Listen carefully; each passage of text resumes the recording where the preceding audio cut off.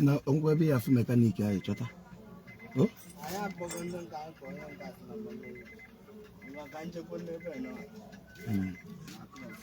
Ni give for chakodi ya. Iya ga nazo. Ngwa chota ni. Chota nna. I worry no nwa don't worry.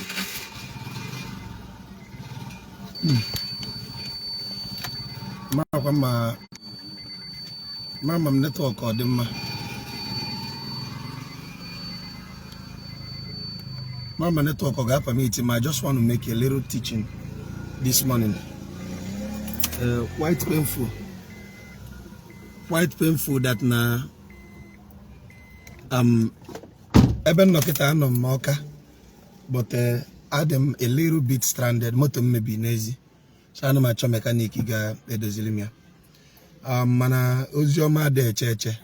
So I know come ebe akita na scroll Facebook. We for one of our brother.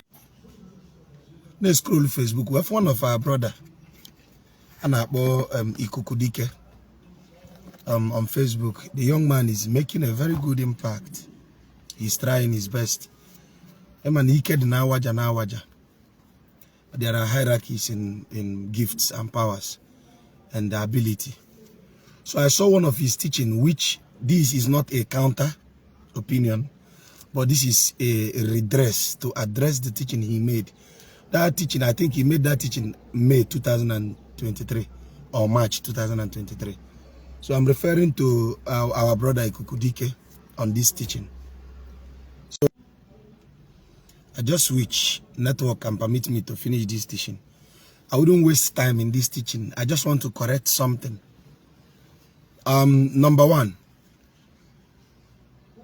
in that video, our brother Ikukudike, a very good teacher, he said, Ndi Igbo, n'ikpele alụsị abụrụ omenala Igbo. Ikpele alụsị abụrụ omenala Igbo. So, mind you, I'm a kind of person that now I give credit to whom it's due. And I try my best to respect people in their space. So, for you bloggers to come and say Mazi is dragging Ikukudike, you are mad. I am not dragging Ikukudike, rather, I'm trying to buttress on a teaching he made. I'm trying to buttress on the teaching he made. Please, if you come to my page, listen to what I'm teaching for the day. Don't ask me another question. You really don't know. It's kind of distracting. So, our brother Ikukudike, he has about 50,000 followers on Facebook. Both on TikTok, the guy is doing good. But there is this teaching I just stumbled into now. In that teaching, he said, and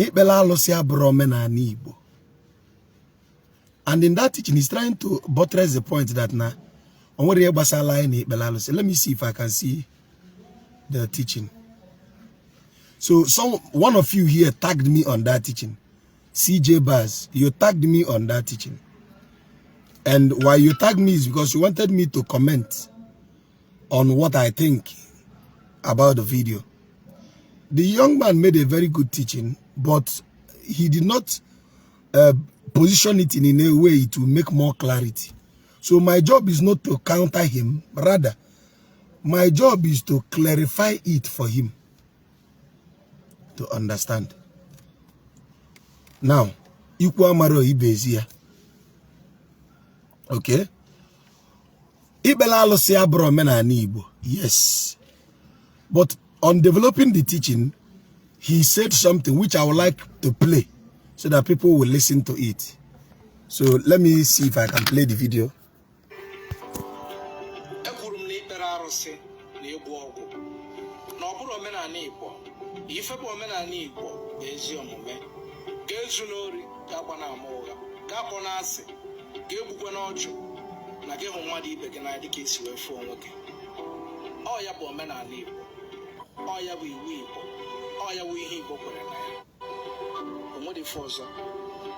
A lot of people revoked it, a lot of people attacked me. They asked me a lot of questions. Who the hell are you? Where do you stand? In case you don't know, I am a custodian of law. a keeper of law. Abumonya man. Odogoga yakita. Arusi ayenazo. It's an arusi with your culture. You are drug. In my case, you are Hibarusia. In my case, he Hibarusia. Udogaya no mother than Bugini. Udogaya no mother than Gehi Enina. Ogen Guaruno no mother Barus. A lot of people don't understand it. All mother Barus and all mother happen to the parts. And you can never get justice from Arus because everything is being manipulated. Oga, that your ancestors did it, that your ancestors established it, doesn't justify it to be good. Nifeja Motanwa is to correct error. Nagema for joy. You change the errors of your fathers. The purpose of Motanwa is to correct error, to upgrade. Oburon Nagina may job. But I will for job. What does that make you? A big man. Also the key there. I will see how on answer. No is wife, no woman and Igbo. Could you remember no room nine them and side? And that Kewapura Kewapu. Makagin and Asan Hane Berarus. They were Kewapun there. So those things are whom nine and major or educate Bahos. It's something I couldn't do, but as you want. Ngigebu Puna Joffrey, whom has a Jebu Batazio. West is here not their will of life. Where Joe get Taraku or Kesaki. So, if I am a Zumunaya, so you will not justify Arusi to be good, nor your culture. Nor your culture. Arusi is not Igbo culture. Oburo Menanibo and Domambuna to Menanibo. Okay, Ndiomane Gemunte. Remember when I started this teaching, I said this is not what you bloggers will call dragging. No. Rather, this is me trying to correct an impression. Afambo Mazidibia. Ojinkuzi emoji. I don't destroy people's empire.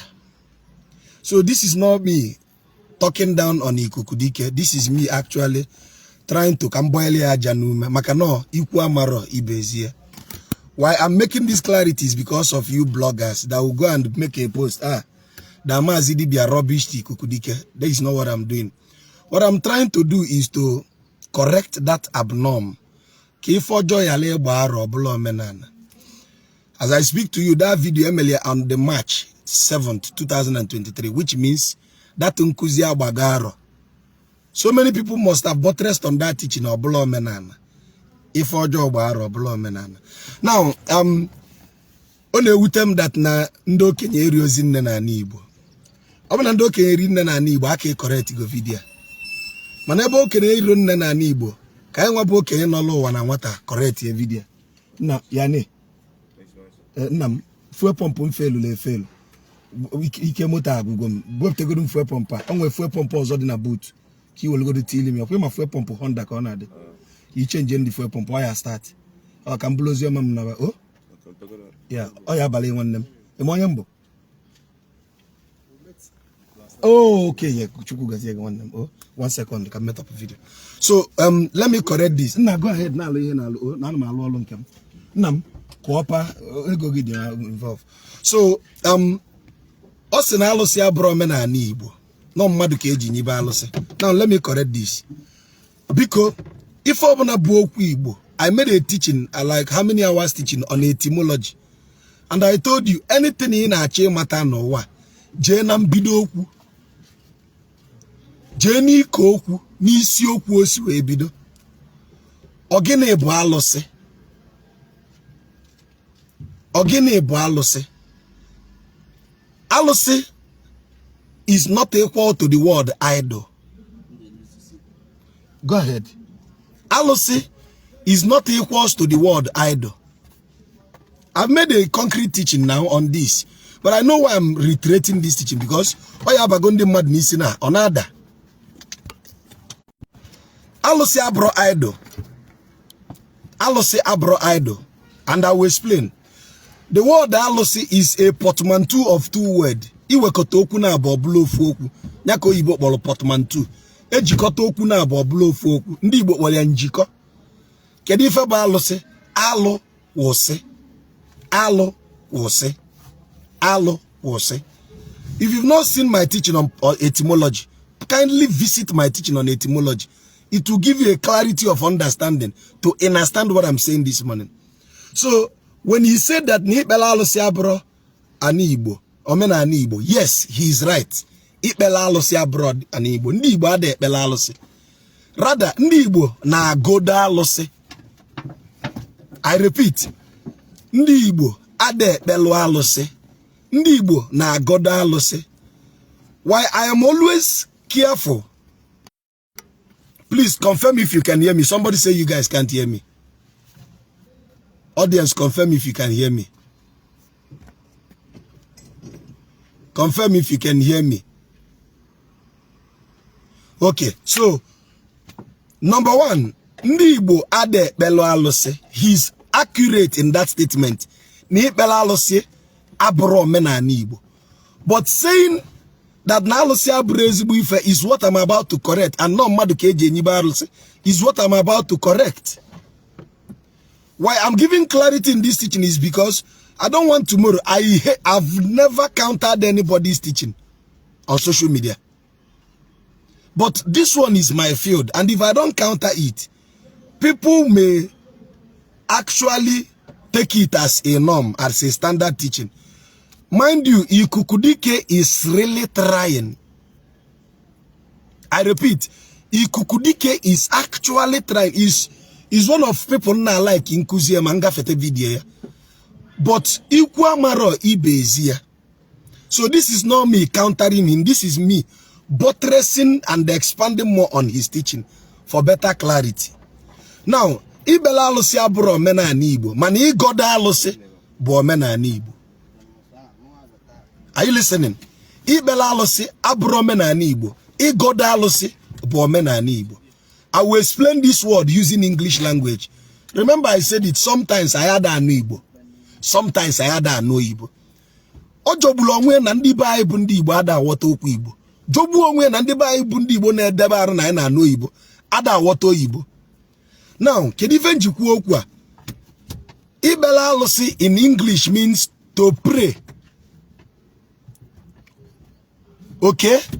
Ibela alụsị, to pray to alụsị. We don't pray to alụsị. I made a teaching and I told you na ndị Igbo ada ekpe ekpele. Ndị Igbo ada ekpe ekpele, ndị Igbo na-aga ọfọ. So ndị Igbo ada ekpele alụsị, ndị Igbo na-agoda alụsị. Am I making sense? Ndị Igbo ada ekpele alụsị, ndị Igbo na-agoda alụsị. Kedu ife dị iche na ikpele alụsị na igoda alụsị? Ikpe ekpele is to submit your will to a thing you don't even know whether you will receive. But igodo is to command, to decree. Get my point now. Ibela alụsị, ọbụna ọnụ ụlọ ka ichinye aka gị. Jesus onye m na Chineke m. Ana m ayọ gị n'ụbọchị dị kata. Mpụta ata ka mpụta ifom. Nyelu m aka, ekpe n'afa Jesus. Amen. But igodo alụsị is to decree. Hold on, kamza message him. Une distracts na mnani meme nkuzi.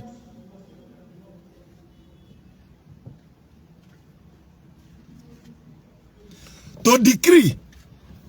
In the Bible, let me make reference to the Bible to buttress this point.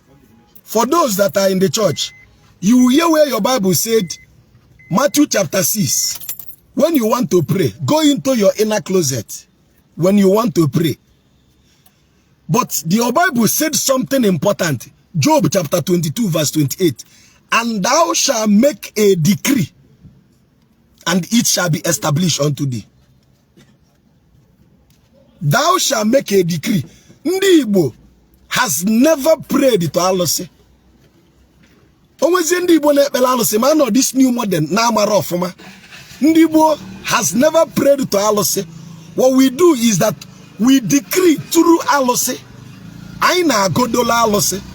Then why do we godola alos? Na me ukweni wo. Bata na moto no la na feel free. Makani na alolu moto ki ejukulu nilo. Keke nwa ayi kan na manage. We don't pray to alos. Aina godo alos agodo. And why do we godo alos? Exodus 25 verses 18 to 22. Your Bible said, "And thou shalt make me 2 cherubims of hammered gold, and upon it," verse 22, "I, the Lord, will come down to commune with thee. I, the Lord, will stand upon to commune with thee." So number one, the word alos is not transliterated in English to mean idol. Rather, the word alos can be transliterated in English to mean cherubim.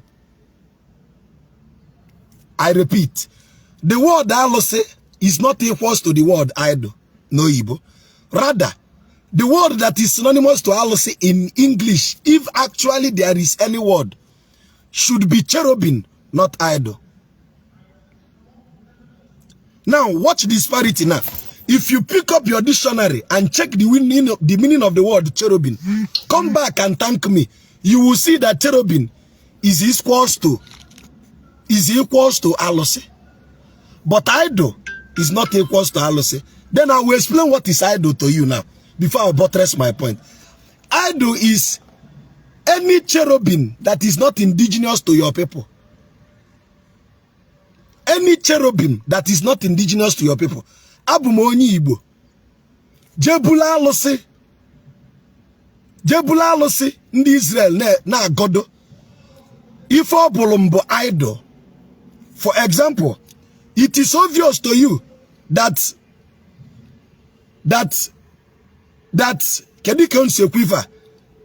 Yahweh is afa alosi ndi Kenan. El bu afa alosi. El Shaddai bu afa alosi.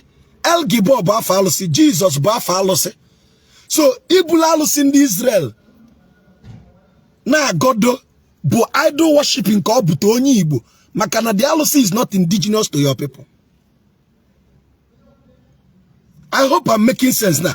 Abum onye Igbo mweje no anugu Hausa buto ofu alosi. It is idol to me because it is not indigenous to my person, to my nation. Onye Igbo jelu Yoruba buta alosi is not indigenous to your person. Do you get my point now? Nje TV jebuta alosi, it is not indigenous to me. So idol worshipping is not the same thing with Madi Godo alose.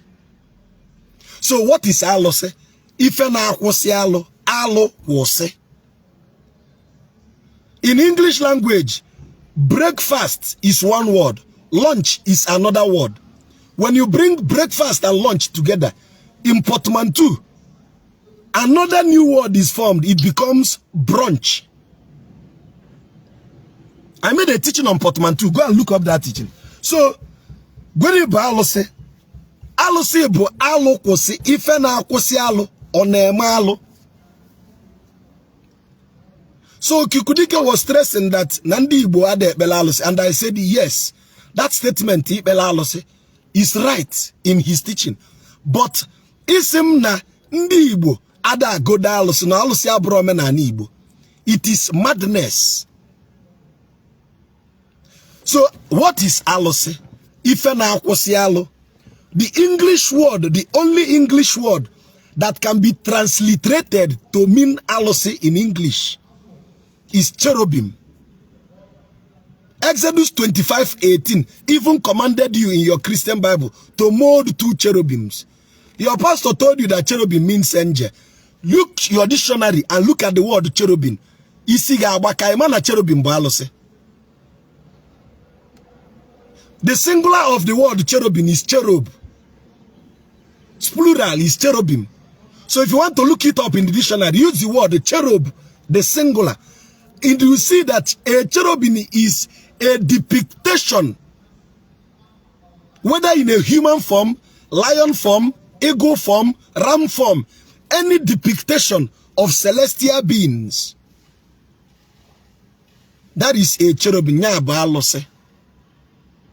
Exodus 25:18 we say unu ga-akpụrụ m alụsị na abụ no na-enye ka mụ bụ Chineke na-agbakwasị ọkpa ekwu okwu. So when we want to commune with the Creator, we commune with the Creator n'enu alụsị as a medium, because the Creator says that he dwells on that, using your Christian Bible as a reference point.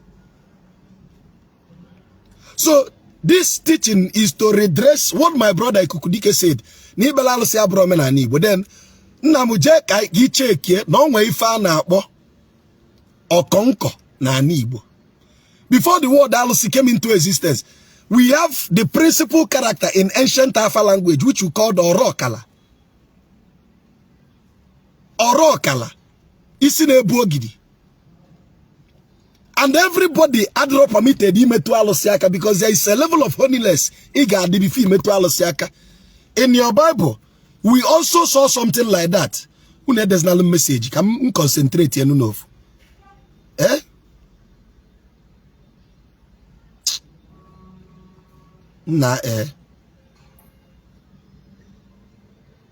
Message sieba.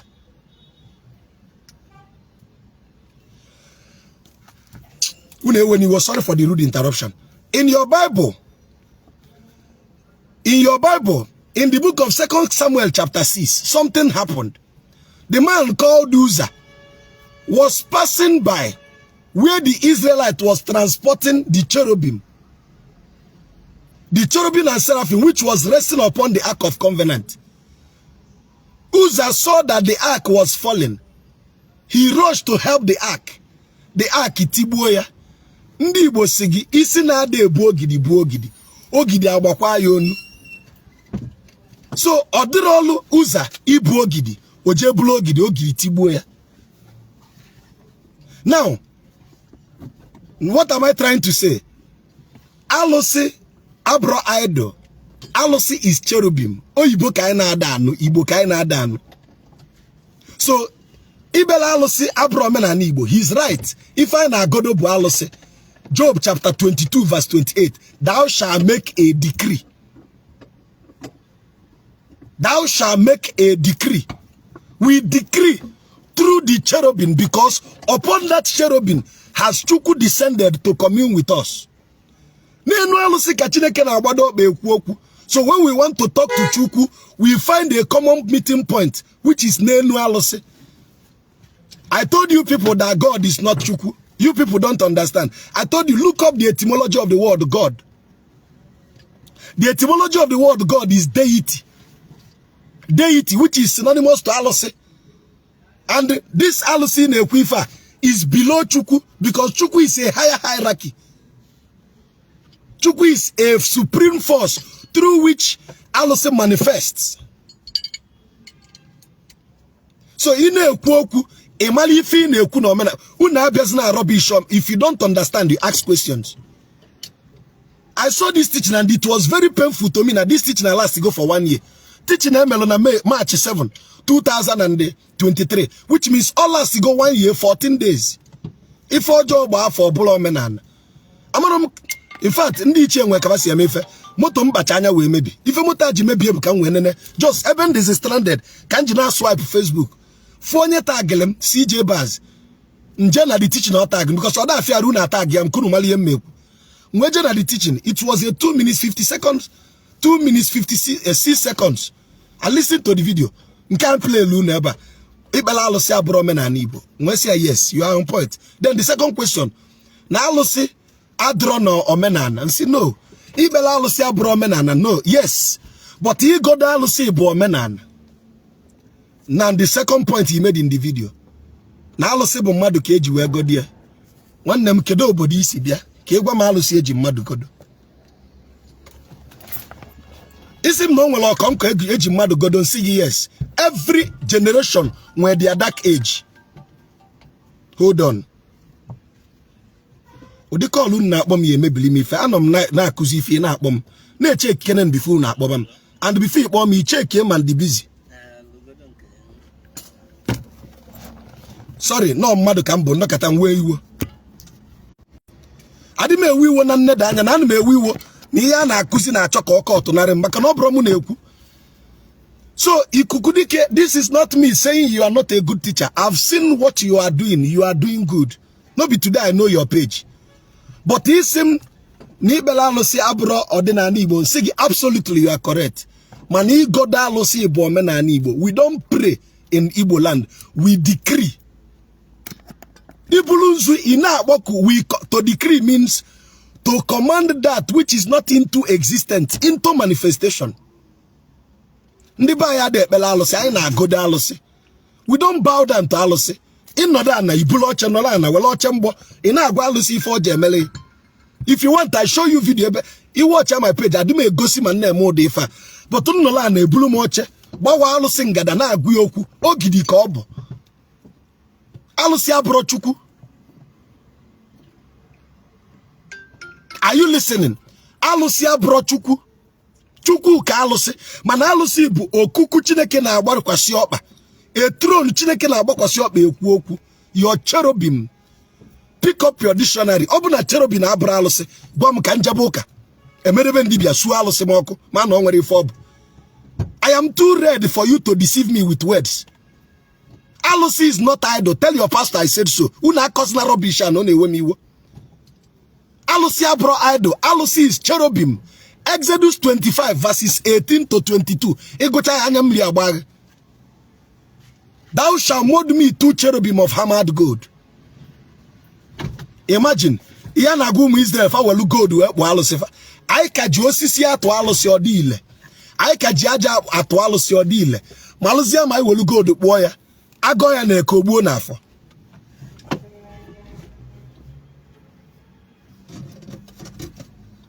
What is Chukwu in English? The English people don't know Chukwu. But if you want to look for something like it is a transliteration, you begin to see the word Almighty, something that is bigger or supreme being. If you watch my teachings, you don't ever see me using the word God to represent Chukwu. You still me saying the Almighty, the supreme being. Chukwu is a force greater than everything on earth. If you call it the Almighty Creator, pardonable, supreme being, pardonable, but never you remit Chukwu to the word God, it's an insult. The word God etymologically is from the German word Gott, which means a deity. So learn it today. Idol is any alosi that is not indigenous to your people. Alosi na adro na ben nagi. Ije na agodi obo idol to you. Example, Yahweh, Jehovah, Jesus. Iferi na ba alosi ndo ocha bute ebute. Onye Igbo igoda Amadioha obro idol to you. Now he said something again using human being to kwada alosi. As far as I'm concerned, abromo mazi no mena Igbo. Una akpalizina ndị ichie. As far as I'm concerned, obura alụsị ka eji mmadụ wee nyibe na-ege ntị ọ bụ na ị mara akọwali a na-emelu go okuku alụsị kedu ya ji eme afịfịa ka ntazi alụ unu mmanwụ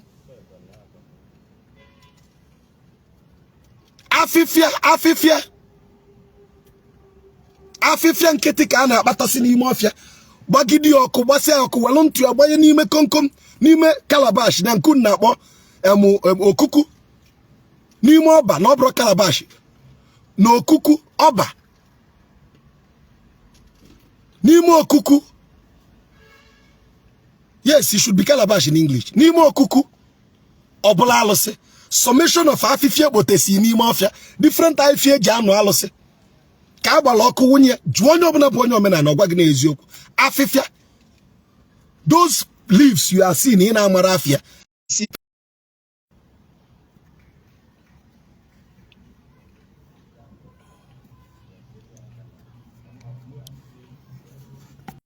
Because I don't know why the network is so bad. Confirm if you can hear me, so I will continue.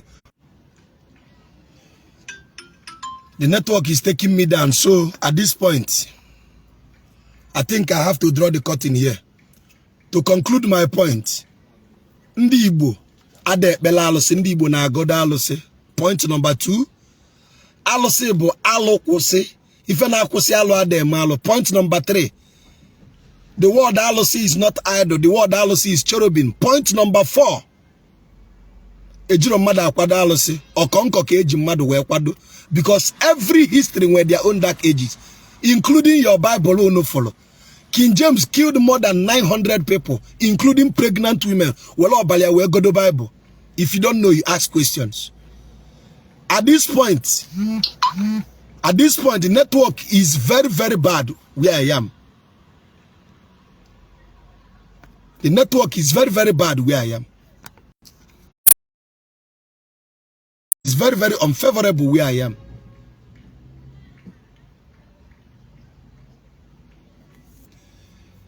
I don't like when someone say I disagree. I've told you people, get me a debate.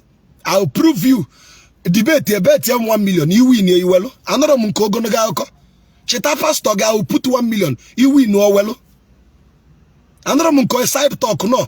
If you think you have somebody capable, 1 million, I'll bet. Nkuzi cheri o mena na nkuzi eri Bible o cheri. Una balis no ordinary. I water ordinary. I juese.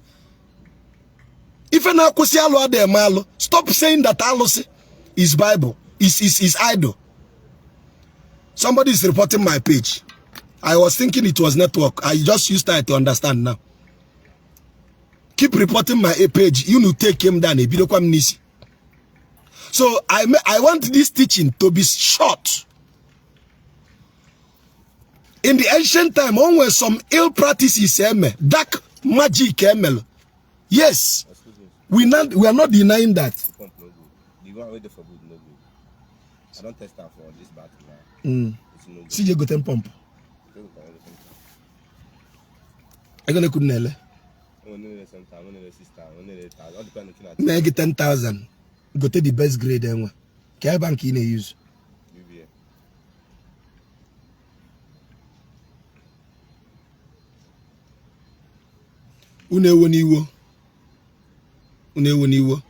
I've told you, if you think you are good, I don't, but a pastor can chiliata. Is not ordinary. Open water ordinary, jua jojo. And when they professor ordinary, open a maro juice, you could see here na maro. Not Bobanka can't take 22 18 22 9336. They send like 10,000 too. You will 200 more service charge. Each 10,000 na you go to the pump. You go no open the opposite. Go to here na buliaje. I check in a shop or gather. What the best pump in will ever. Nah, Malana Zoike copter.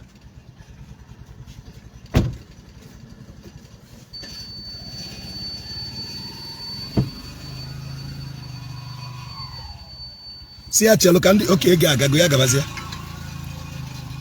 So, who na season who na maro? Alosia bro idol. Onye gana ma for one name. Alosia bro idol. Because this video actually touched my this video touched my sixth sense. No, number one is that motomu mebilinezi. Ndolebe motomu mebili. Ogu no tu chuku sichia. Ndi chie choka me video. Nenezie Facebook sika nwele na past time na-eche mechanic. Ihe mfusu kwa bụ nekwa video ikuku dike nsi yes ikuku dike na-ekwu ita. Ihe mfusu na the video bụ na ndị bai na alụsị nsi mba no. No. The problem I have is in this age of awakening, if this kind of video comes and we don't correct it on time, people that are coming into ordinary, we think that they are right. Now, I'm giving you one thing. Tell me the meaning of the word cherubim in Igbo. Tell your pastor to tell you the meaning of the word cherubim. If he tells you it's an angel, well, cherubim is not an angel. Cherubim biology. I think I want this teaching to be short so that you can replay it and share it for better diversification. So ebe aka mma akwụsị ozi ọma tata unu asịzị na alụsị bụ idol unu akpalụ ndị ichie. So I will close down the video and come up again so you can ask me a question. I want this video to be very short so people can share it. Correct this nonsense. Alo kwụsị bụ alụsị. Alụsị is not idol. So I will close down the live stream and come up again. I open time for question and answer on this topic. Thank you so much.